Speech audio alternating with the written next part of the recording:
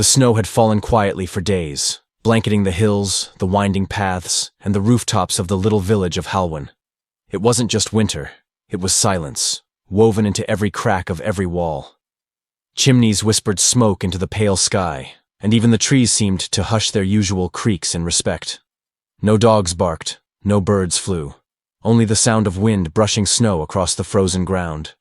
Halwyn was a place forgotten by maps and spared by time. A cluster of homes with moss-covered roofs, a crooked clock tower, and one cobbled road that led into a forest so old it had no name. Only stories. The villagers had long since learned to live alongside the woods, not within them. They chopped firewood from fallen branches and let the trees grow wild, as if disturbing them too much might wake something ancient. They said, "The forest doesn't forget, and it doesn't always forgive." But Lenny was not afraid of the woods. She was 9, with boots too big for her frame and dreams too wide for her village. Her cheeks stayed pink all winter, her eyes bright like frost under starlight. Where others saw danger, she saw wonder. Where others saw shadows, she saw secret paths. And though her grandmother warned her not to go past the old stone marker near the creek, Lenny often tiptoed just close enough to hear the river speak. Her parents were gone most of the year. Lumber traders, always chasing work beyond the valley. So Lenny stayed with her grandmother, a woman wrapped in layers of wool and old stories. She told Lenny tales of lost travelers and whispering winds, of creatures that wandered the woods not to harm, but to test the hearts of those they found. "The forest," she'd say while stirring soup, "knows who you are, even if you don't." And Lenny would nod, pretending not to believe while secretly hoping the forest did know her. That winter, the snow came early, heavier than any in recent memory. The village seemed to shrink beneath it. Doors stayed shut. School was closed. And the only footprints in the street belonged to cats and crows. But still, Lenny watched the woods. Every day, from the frosted window. Every night, from her pillow, by the hearth. Just for a minute, she whispered to herself more than once, "I'll be back before supper." And on one particular day, when the snowflakes seemed softer, slower, when the world felt almost paused, Lenny did what stories always say not to do. She stepped outside, boots crunching snow, scarf fluttering like a flag behind her. The forest waited, and this time, it whispered back. She didn't know it then, but she wasn't the only one watching that day. Something else had been waiting, not to harm her, but to lead her home. Lenny wandered past the edge of the village with a calm curiosity, her boots crunching in the fresh snow, scarf fluttering behind her like a banner of defiance. The stillness of the day was enchanting, pulling her gently into the woods like a lullaby sung by branches. At first, she followed the path she knew well, the one that led past the frozen creek, under the twin birch trees, and toward a hollow where the ground dipped and the wind whistled strange songs. She had been there before. In the green months, she had picked mushrooms there. In autumn, leaves had piled like gold. But now, it was white. Endless white. And something was different. The landmarks she knew, the broken fence post, the crooked stump that looked like a witch's hat, were buried. The snow had rewritten the forest. Even the creek was gone, buried under a sheet of ice so seamless it looked like part of the earth. Still, she walked. The deeper she went, the quieter the world became. The wind no longer rustled the branches. The birds had gone.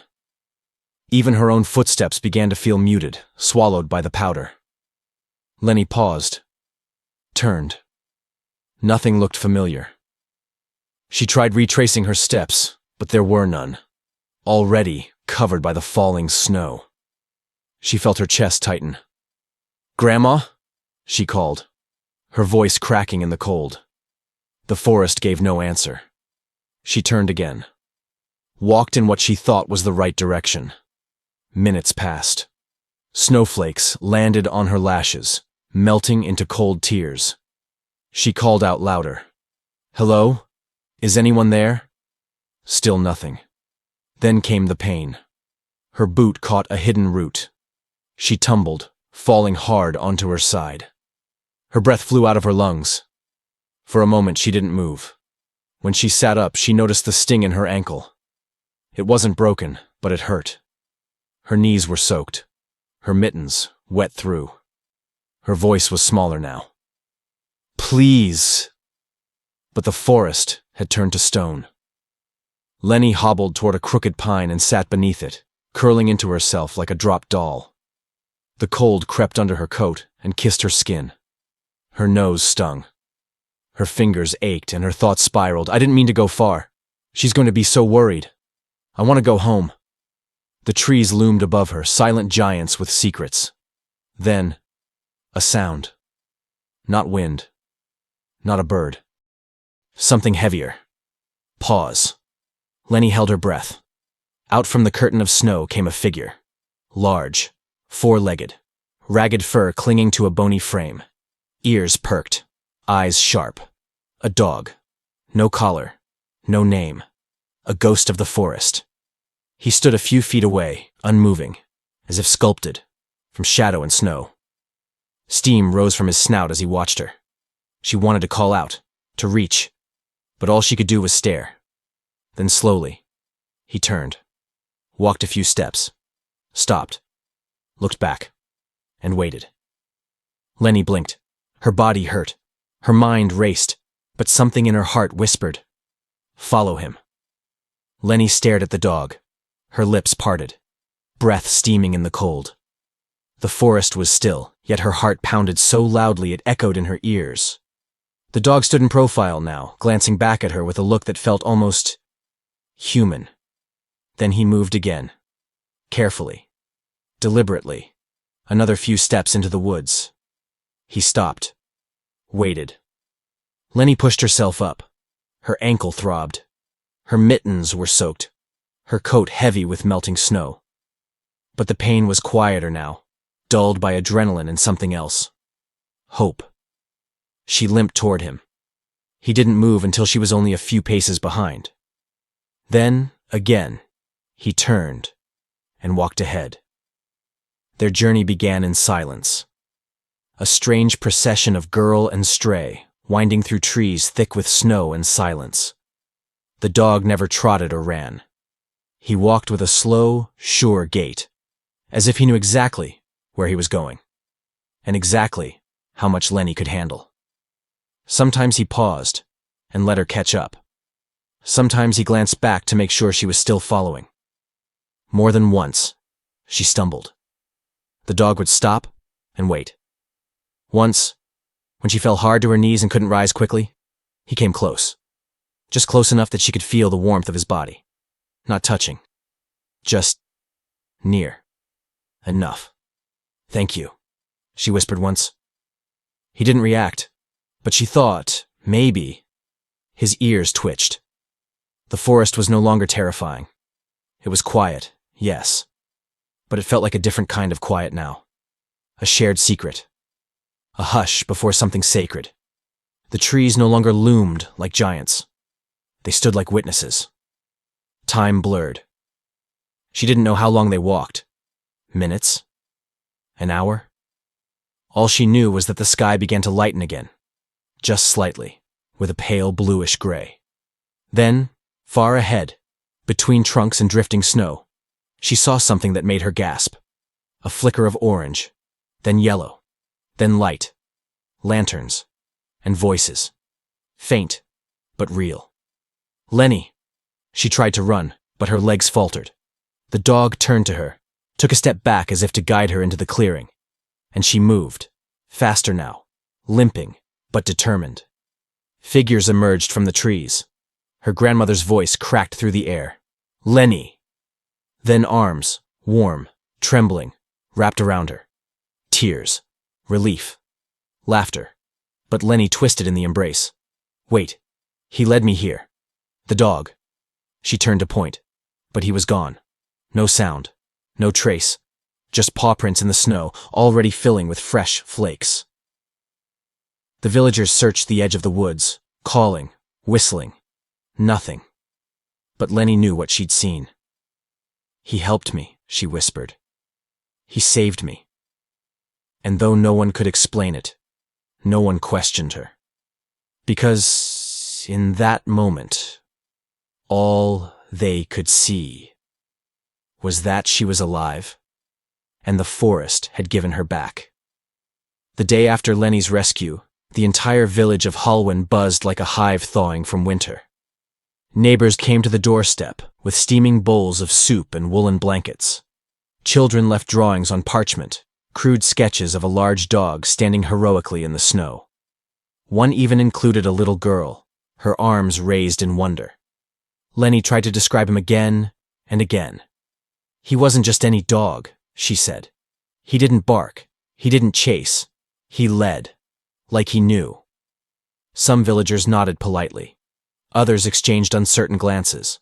But no one openly dismissed her. After all, she'd survived. And in a storm like that, survival itself was a kind of miracle. Within days, rumors began to take on shapes.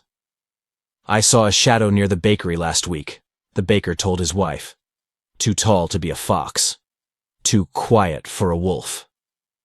"I swear I heard howling by the chapel," whispered the priest. But not a morning howl. It was more like a warning. The stories grew. A child said he dropped his satchel in the woods, only to find it returned to his porch the next morning, still dusted with snow. A shepherd claimed his missing lamb was discovered huddled at the edge of the forest, unharmed, with fresh paw prints around it. And always, the description was the same. A large, silent dog. No collar, no growl. Eyes like firelight. Gone before anyone could get close. They began to call him the Wanderer. At first, the name was whispered. Then it was carved. Lenny etched it into the frost on her window. She even made a small sign and placed it near the tree line, right where she first saw him disappear. On it, she drew his shape with charcoal, and beneath, she wrote, "If you see him, say thank you." Weeks passed. The storm subsided, but the stories didn't. Soon, people began leaving things at the edge of the forest. Loaves of bread, wool scraps, children's drawings. One night, Lenny and her grandmother left a slice of roast wrapped in cloth beneath a flat stone. The next morning, it was gone. But something had been left in return. A pine cone, perfectly placed. Not rolled or dropped, but centered, like a token. Lenny smiled when she saw it. "He was here," she whispered. Her grandmother didn't argue, because something about the forest had shifted. Where once there was fear, now there was reverence. People no longer rushed past the trees. They slowed, looked, wondered. And every time a howl echoed through the distant pines, no one slammed windows shut. Instead, they listened, not with dread, but with hope. It happened just after the first thaw, when the snow turned slushy and the air smelled faintly of pine and wet soil. The sun had returned, but its warmth was only a tease. At night, frost still crept over windows and whispered against rooftops. The schoolhouse, closed for weeks, had finally reopened. Children, bundled in layers, played again in the courtyard. Laughter returned to Halwyn, timid, but real. Until the fire. It began with a spark, a faulty stove in the teachers' quarters. No one noticed the smoke at first. But within minutes, flames licked at the eaves, then roared into the roof like a beast unchained. The bell rang. Screams echoed. The village rushed to the scene with buckets, blankets, whatever they could grab. Most of the children made it out. Most. But Elsa was missing. 5 years old. Barefoot. Last seen near the back door. The fire raged. The wind fanned it. And every second felt like an hour. Lenny stood frozen in the crowd, heart pounding. She didn't know Elsa well, but in that moment, it didn't matter. The idea of any child lost in the smoke was unbearable. Then, from beyond the flames, came a sound. A howl. Not frantic, not pained, commanding. The crowd turned. There, on the far edge of the burning building, barely visible through the smoke, stood a shadow. Large. Silent. The Wanderer. Before anyone could speak, he bounded into the smoke. Chaos followed, voices shouting, arms reaching, but no one could stop him. He disappeared into the inferno. Time hung suspended. Then, from the other side of the schoolhouse, movement. The dog burst through the smoke, paws churning mud and ash. In his mouth, careful, gentle, was Elsa's sleeve. She stumbled behind him, coughing, eyes red, clutching his tail like a lifeline. The crowd erupted. Hands pulled her into arms, blankets wrapped, water offered. But when they looked back for the dog, he was already walking away. His fur singed, his tail low, his eyes unafraid. He paused just long enough to look at Lenny through the crowd, then turned and vanished into the trees. Of that night, Halwyn did not sleep. The fire had been put out. The children were safe. But something deeper had stirred. No one questioned what had happened. No one doubted who he was. The stories were no longer whispers. They were truth, spoken aloud. A hero without a name. A guardian with no leash. And Halwyn would never be the same again. The days after the fire passed slowly, wrapped in silence and snowmelt. Though the schoolhouse was gone, its charred skeleton still standing, no one in Halwyn spoke of rebuilding it just yet. They needed time, for breath, for healing, for remembering. Elsa recovered quickly. Children often do. But when asked who saved her, she said only, "The big dog, with the kind eyes." No one doubted her. Lenny began visiting the edge of the woods each morning. Sometimes she brought scraps of food, sometimes a drawing. Most days, she brought nothing but silence. She never saw him again. But the paw prints returned, not always visible. Sometimes only one or two, pressed lightly into the muddy thaw near the pines. Just enough to say, "I was here." That spring, the villagers built a small wooden post at the edge of the forest where Lenny had placed her sign. It became a gathering spot, not for speeches, but for stories. A scarf appeared, then a bell, a leather collar with no name, a drawing of a paw print surrounded by stars. Someone carved into the post. "In honor of the Wanderer, who saw us, saved us, and asked for nothing in return." That summer, travelers passed through Halwyn more often. Word of the guardian dog spread beyond the valley. Some came with offerings. Others came with tears. All left changed. Lenny wrote everything down. Her journal grew thick with sketches, with half-poems, with questions no one could answer. But on the last page of the last book she filled that year, she wrote just 4 lines. He never stayed. He never asked. But when the world turned cold again, he would return. Years passed. Lenny grew older, taller, quieter. She painted the forest. She taught the children the stories. She spoke of him not as myth, but as memory. And every time a storm rolled in, or a child went missing, or the wind howled just a little too long through the trees, people would look to the woods and hope. They never saw him again. Not truly, but they always believed. Because some legends do not fade. They walk with us. Through silence, through snow, through the part of our hearts where wonder still lives. And somewhere out there, beneath stars and pines and moonlight, a dog walks alone. Not lost, not forgotten, just waiting.